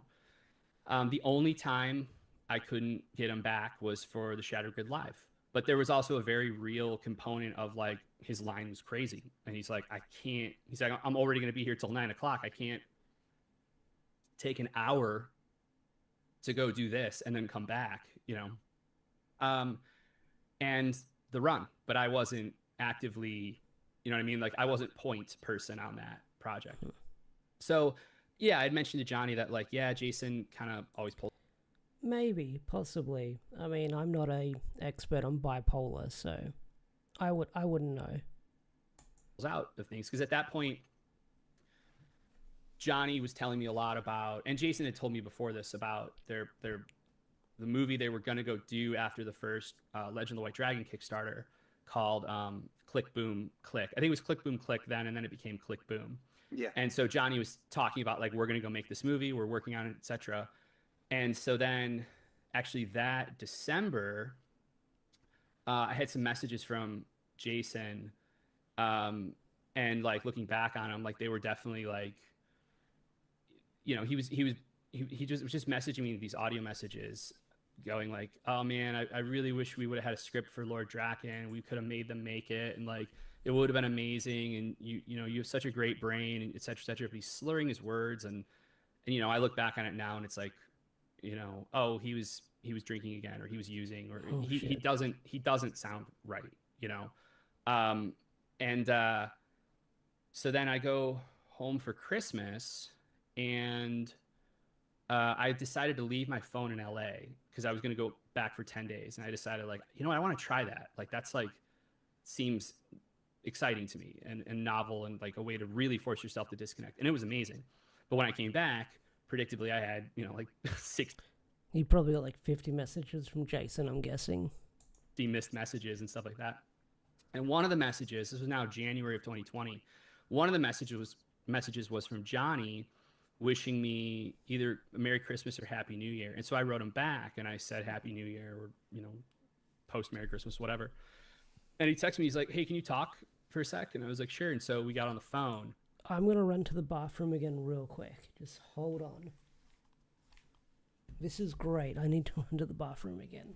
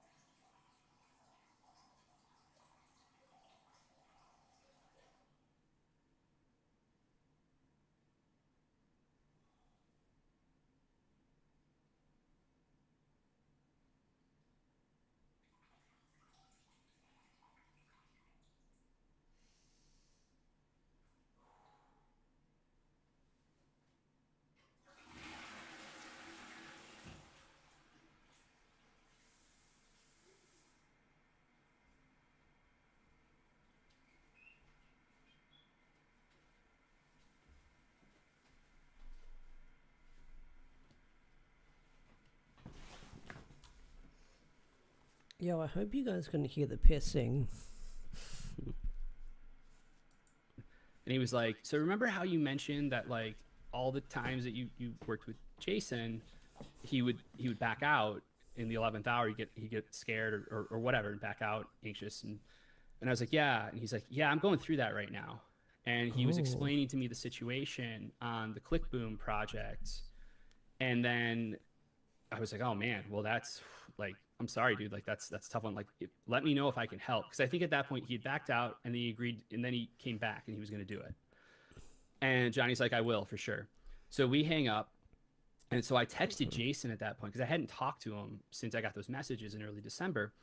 But I also knew suddenly Johnny was calling me about this. I just wanted to check on Jason, you know? So I texted him. I was like, hey man, how you doing? And I got this message back. Who is this? And so I was like, oh, okay. So Holy shit. Okay. Did he delete my number, or it's a different phone, or he has a new number, or I don't know. Like, cause then I started in hindsight realizing like, oh, we were messaging on Instagram at that point more. And he would sometimes say like, oh no, my phone's gone. I got rid of my phone, or no more phone, or whatever. And it's like, I never knew like if he was serious or not. I wasn't quite tracking, but I think he did get rid of his phone at certain points. And so, but I was reaching out and I got who is this? And I said, oh, it's Kyle Higgins. And I didn't get a response. And so then like a day or two later, Johnny calls me and he's like, so Jason's officially out and we film in like 4 days. And I was like, holy shit, man. And at that point we were talking about like, there was even a version where I was like, do you want /need help? And he said, yes. And I said, okay. And I called Brian and I explained the situation. And Brian had a window of availability. And so did I. And so we stepped up and said, let's figure out something for you to shoot with the resources you have available and the actors that you have coming in and are available, and let's go make a movie. I mean, there was a brief conversation about like, maybe I fly out to Houston, maybe I direct, because of how many hats Johnny was wearing. But like at that point, I was quite broke, and I was like, I can't even afford. This is before Radiant Black and everything. I was like, I can't even afford a plane ticket to Houston right now, like last minute. Like I just could not do it. And we were just starting to enter what was then going to become like pencil down orders because of COVID and everything. So there was a lot kind of starting to happen in the world. So anyway, so I remember Johnny mentioning like he had a different idea in the supernatural thing. Personally, I think heaven and hell based stories are. All right, I might jump around a little bit and jump to not Shadow Hours, Massiveverse shows. So the massive verse that I want to ask about is when you said about the audiobook. If you haven't listened to that audiobook, I would just say this. Go buy it, check it out. It's really good. Like I've listened to it like 2 or 3 times now. Like I'll put it on when I go to sleep. So I've just got something to listen to, but I've actually had sessions where like I'll have it on while gaming and stuff like that because it's really good to listen to. I said to you, okay, that makes some sense now, because I remember there being rumors, or I at least had heard some rumors, that there may have been either an animated or a live action Radiant Black TV show in the work. There is an animated Radiant Black short out there that you can find. It's really freaking good. But is there going to be an animated series or movie? I'm not sure, but I would love to see it. And I'm just curious if you could talk a little bit about that, because it sounded like the answer was a bit more interesting than just yes or no. Oh, well, I mean, the short answer is no. The longer answer is that there are conversations that happen sometimes. There was a version a few years ago where so Mark Guggenheim is a really good friend of mine. And so there was a version where Mark, who, created and showran Arrow and Legends of Tomorrow and, long list of credits in TV. There was a version where Mark and I were going to showrun a Radiant Black, show if we were to do one. And so we had some live action. Yeah. So we had some. That'd be interesting to see. Offers from a few places, but they weren't the right fit. And so ultimately we just decided the strike was coming up. And so we decided, you know what, like, let's revisit this after the strike. But the landscape is so different now post. That is true. The strike that we just haven't, I thought he was going to say like stuff like The Boys and Invincible out there. Like there's so many avenues you can go with like Massiveverse. Live action would be cool, but I feel like Massiveverse would work really well animated. We haven't really revisited it. Mark's got a million other things going on that he's doing now, so that version of it isn't something that we're actively doing or will come to be or anything. But we had some cool conversations, like, for sure. But my thing is, like, I'm not in a hurry, because ultimately it's got to be the right fit. It's got to be with the right partners, because you really only get one swing at this. And we just. I like that mindset that Kyle has, because like he's probably getting like a lot of offers about like a live action Radiant Black or an animated Radiant Black or something Massiveverse, and he's waiting for like the right offer to come about, like the right studio, because like you said, what if you only get one swing at it? What if it's terrible? What if it's a flop? So I get where he's coming at for that in a way, but I understand what he's talking about. just celebrated our 5-year anniversary of the book. Like, the longer we're around, the more issues we make, like the bigger our kind of, universe gets and our footprint becomes. And I think that just makes us a more interesting and viable world or universe, even for, a place when the time is right, to go do some stuff in another medium in. But at the same time, like, I'm also a big believer in like keeping the main thing, and like the books are still the books are the main thing. Like, I don't think you can't, like, the marker of success for creating something original is not whether or not it gets a TV show. Oh, okay. I mean, that's a bonus, but also like that's not a business model either, because it's playing the lottery. It's playing the lottery, and you also don't know how much money you could or could not win, because you have no idea if the show getting made is even going to be any good, even That is true. if you're involved. No one really knows. So I think you have to plan. Can I ask you a Oh, yeah. question that might, like, you might not want to answer, and this was not a planned question, but it's just popped into my Okay. head. Sure. In your experience, and your like thoughts on the industry, would you say Yeah. that there is an attitude from writers that only work on TV shows and movies that when they're like, say, oh, we're gonna make a Radiant Black TV show, do you get the impression that some of the writers are like, we can make this so much better now. You've arrived at the big leagues, Kyle. I'm gonna do wonderful things with this very bare bones, amateur hour work that you've given me. This is Hollywood now. I mean, let me put it this way. Maybe those people are out there, but I have no interest in working with them. And one of the benefits of doing the book at Image means that Marcelo and I own Radiant Black. That's true. He's got full creative control over it.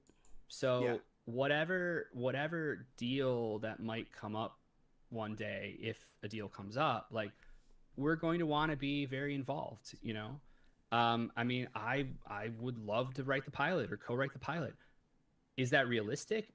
It depends on where I'm at. Like, you make the deal you can afford to make. You make the best deal that you can for where you are and in your career. But like, either way, Marcelo and I'd be very, very involved. And like, that would mean having meetings with potential showrunners and stuff before they're hired. And I would hope that we'd be able to suss that out pretty early, because that's not going to fly. Like, I love adaptations. I don't want a translation.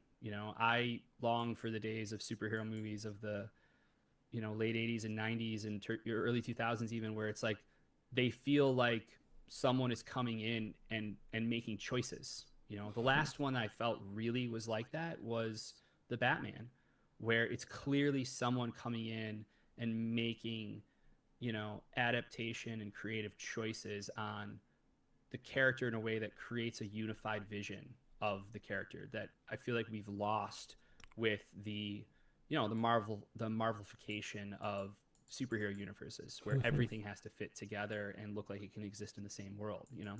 Okay. That said, do I want someone who wants to come in and scrap the heart and soul of what makes Radiant Black work in order to, I don't even want to pitch a bad version because I don't want to put that out into the world.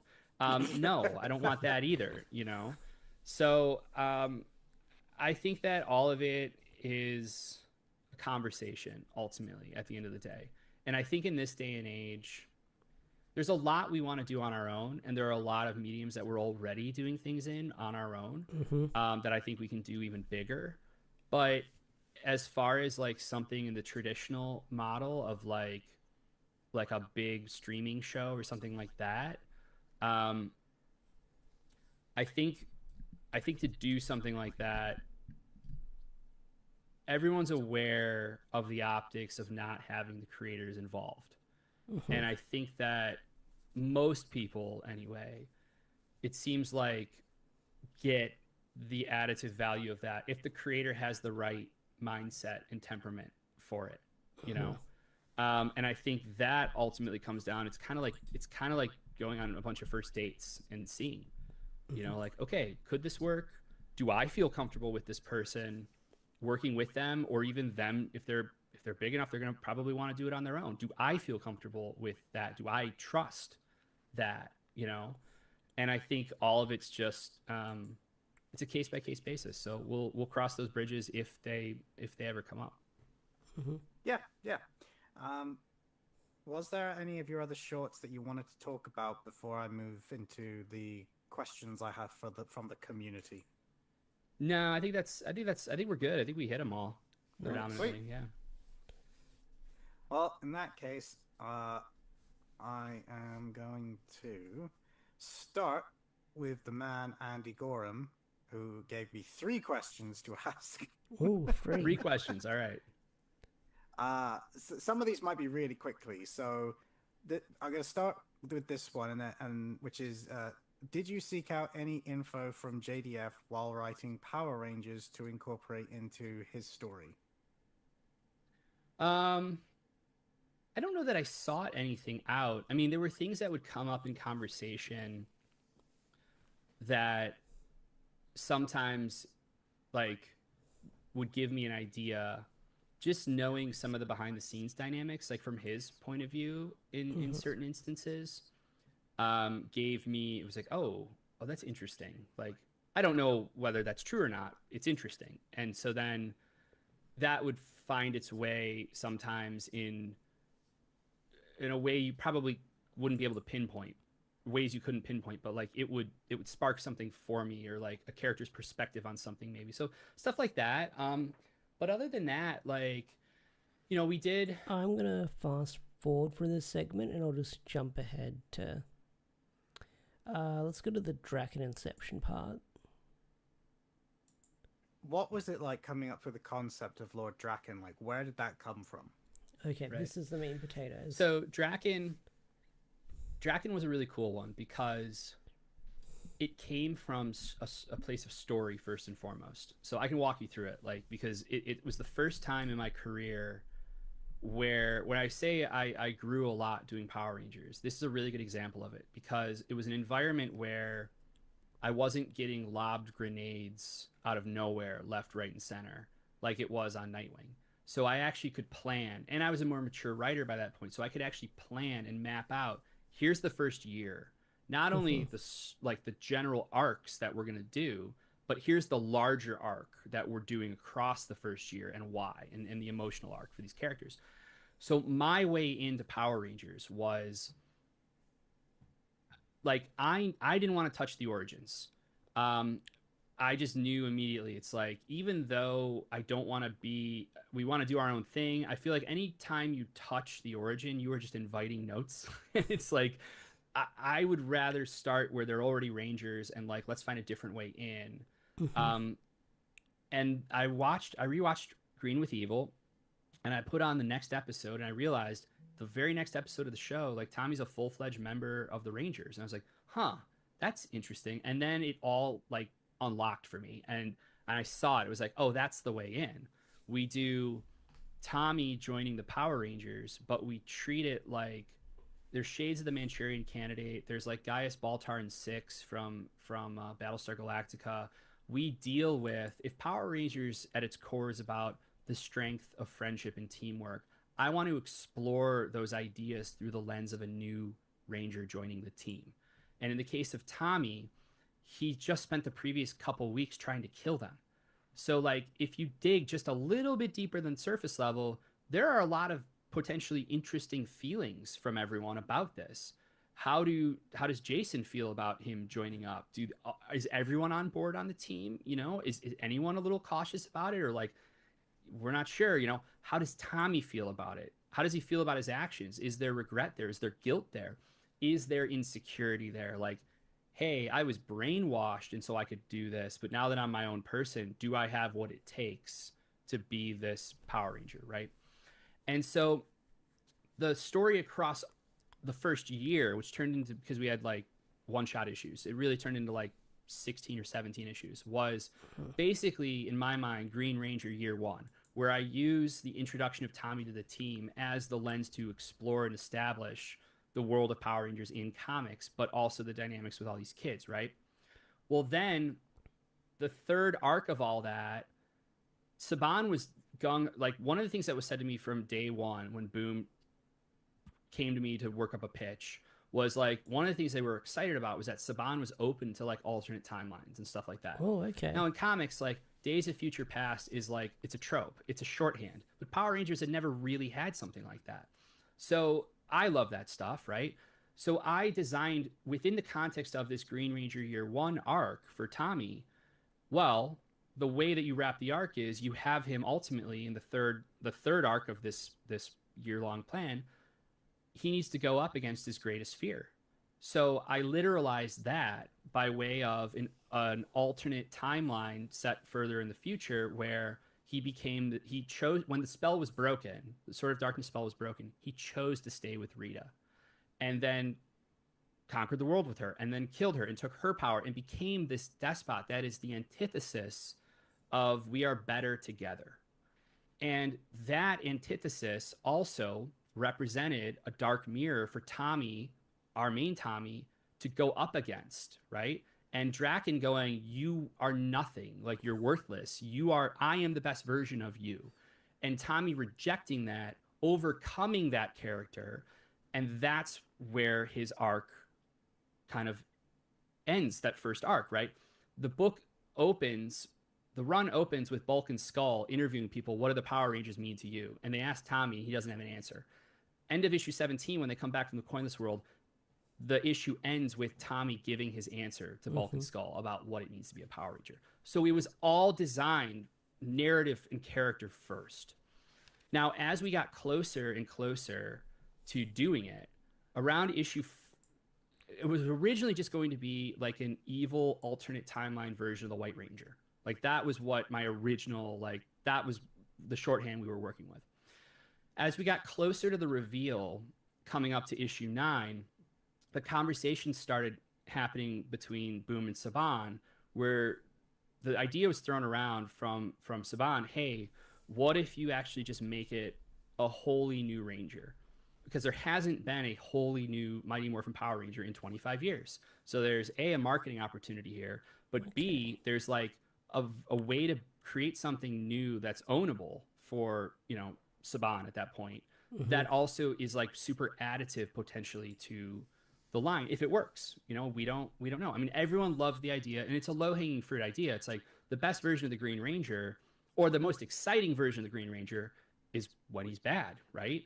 So the idea of like, I mean, the Dimensions in Danger writers kind of said the same thing about when they were doing their episode, because there were similarities between their episode and Shattered Grid, but we were on separate development paths. So the left hand was not talking to the right hand. So no one's ripping anything off of each other.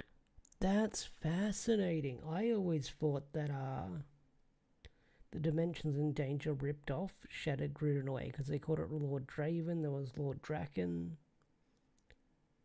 I always thought they ripped it off. Like, I always thought it was I thought they were paying homage to it the whole time. They really are independently driven things. The closest was that their villain was named Lord Draven, which was a little like, that's a little weird.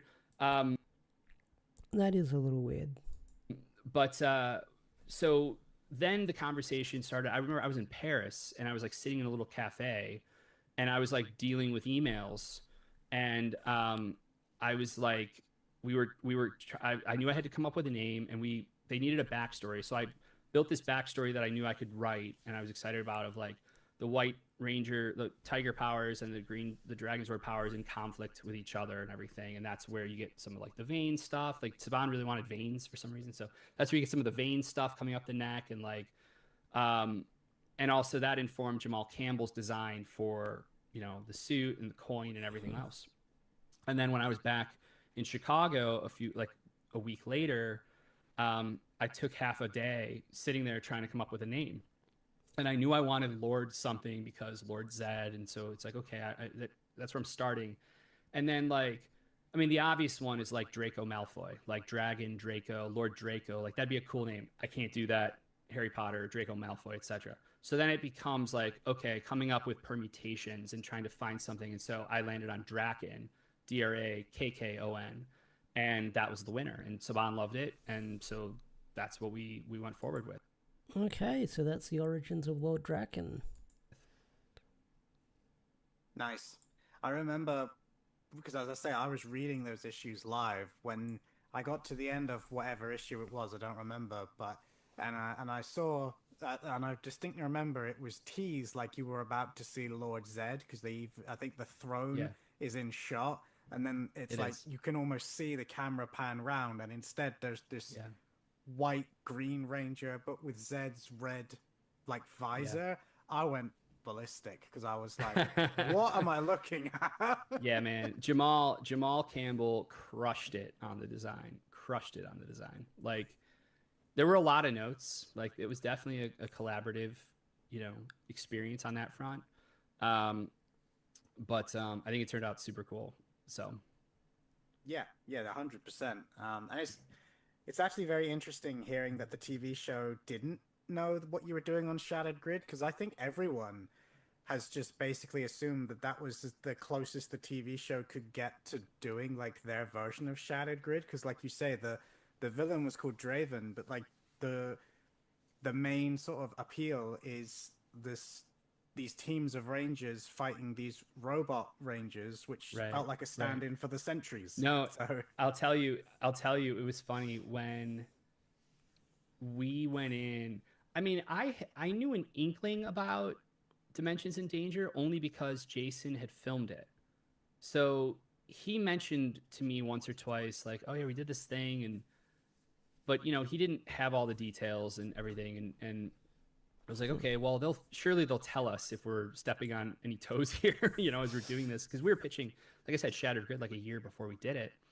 And then came this meeting where Ryan Parrott and myself and Daphne, our editor, and I think Bryce, our managing group editor, all were at Saban, and they showed us Dimensions in Danger, and we were like deep into writing Shattered Grid. None of it had come out yet, I don't think, or maybe the first issue came. No, I don't think any of it had come out, but we were deep into it, right? It may or may not have even been announced, and we're sitting there, and they're showing us this episode, and I'm watching it, and Ryan is watching it, and Ryan and I went to college together. We go way back, right? Like Ryan is turning to me, and I'm turning to him. We both know what each other is thinking, and then he texts me under the table, and he goes, "They're gonna kill Shattered Grid." And because Ryan works in TV, and to him it was like, oh, they're showing us like, hey guys, so we've got a situation, and like there are these elements that overlap and everything, you know what I mean? And that's not what the conversation was. Like the conversation afterwards, we're like, what do you guys think? We're like, I mean, it's cool, but like, are you worried at all that like we're doing something that's like kind of this, but like way bigger, and we're gonna come out first? And they're like, no, it's not the same. Like it's additive. Like we think it's additive. And we're like, are you sure? Like, and they were, and to their credit, like they never were scared of that, in a way that I think other people might have been.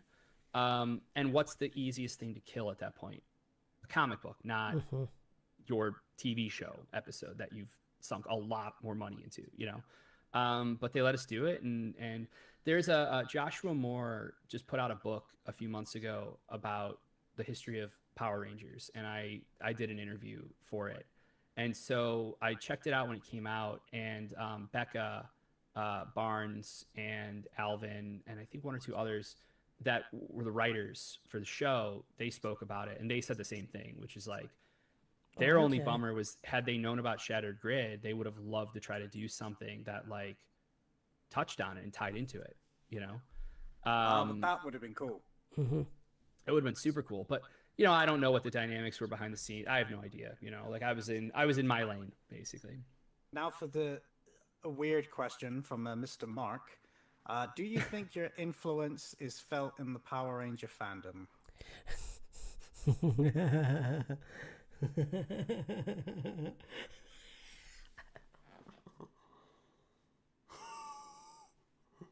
If you know, you know.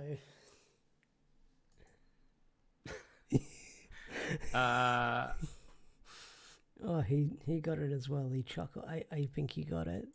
If you like my stuff, I guess, if you like the comics, and I still meet a lot of Power Ranger fans. Like, I had a really cool experience in December where we went down to CCXP in Brazil, and originally we were going. It's the biggest convention in the world. It's like 250,000 people. It was insane, and there's a massive Japanese community there, and there's also a huge love for Super Sentai and Kamen Rider and Power Rangers. And so Yeah, Mr. Mark. I wonder who Mr. Mark is.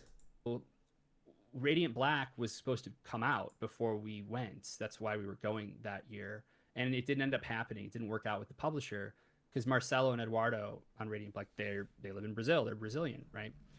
So the whole time I was there, though, I signed more Power Ranger comics than I've ever signed in my life. And I realized that the books had only just started coming out in Brazil. And so it was work that I did almost 10 years ago. In some cases, actually 10 years ago when the book launched. That's where we're at right now, like to the day almost. And it was really cool to see the work resonate in a different culture, in a different decade, the same way that it did for people here. And I thought that was pretty cool. That's crazy. Cool for sure. So It's crazy that Brazil has only just started getting the Power Ranger comics now.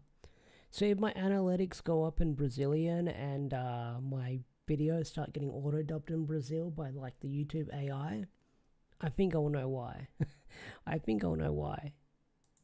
maybe there's some influence there, I guess. But I also think like, the brand's awesome. We all love it for very similar reasons, and we just want to see it kind of flourish to its most potential. One more community question, and then 2 quick addendums from me, and then we're done. Sure. This is the question that I think you're gonna laugh at when I ask. Oh, yes. Yes. So what does it say here? Okay. Do you have any thoughts on the fact that there are people out there who believe that Soul of the Dragon's story was plagiarized?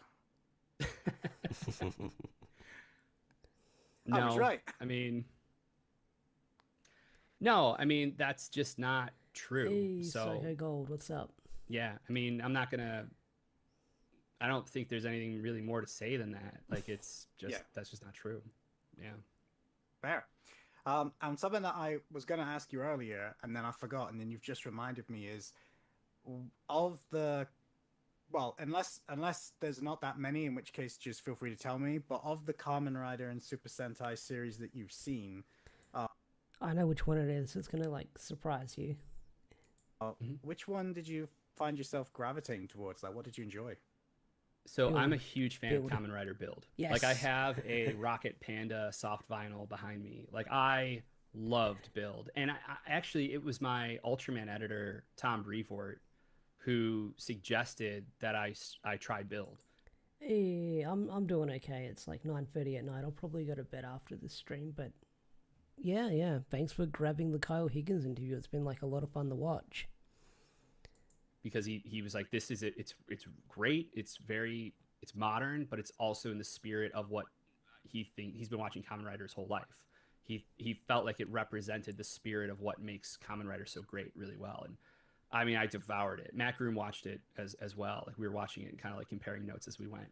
I just thought it's so many great twists and turns, great characters, like all amazing costumes and different forms. Like, I loved I was blown away by the world building and just crazy impressed with the scope, but also like the malleability of character and theme within that scope to like, I don't know, it just worked for me really well. So that was a really big one. Yeah.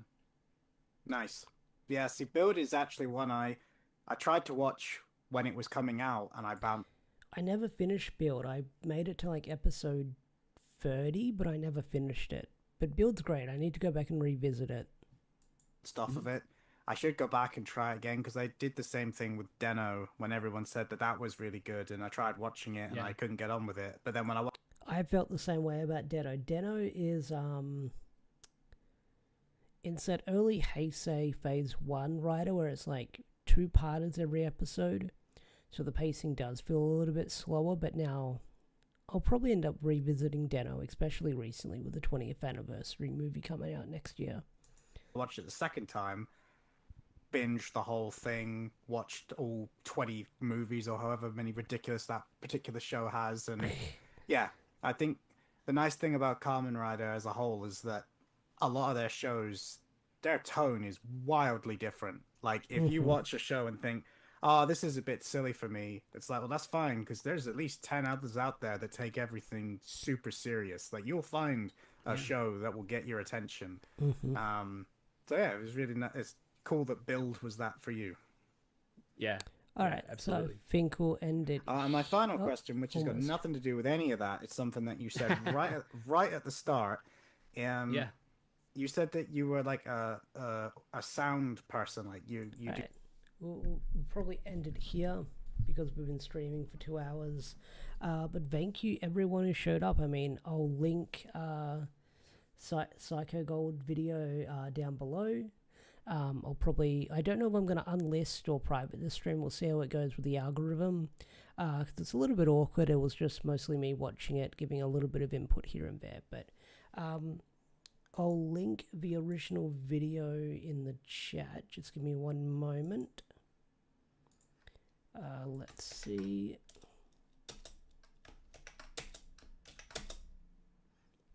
There's the original video here. I recommend checking it out for yourselves, that is for sure. But I think I'll bring this video to a close. I'll probably unlist this video, or I don't know if I'll private it. I don't know. We'll see how I feel. But either way, shout out to Psycho Gold or Action Addicts podcast for putting out a really great Kyle Higgins interview. I mean, congrats on getting the interview. I mean, I haven't asked Kyle for an interview, but this pretty much asks everything I would want to go over with him. That is for sure. That is for sure. But I think I'll end it now. It's nearly 10 p.m. here. I'm probably going to go to bed, but I'll bring this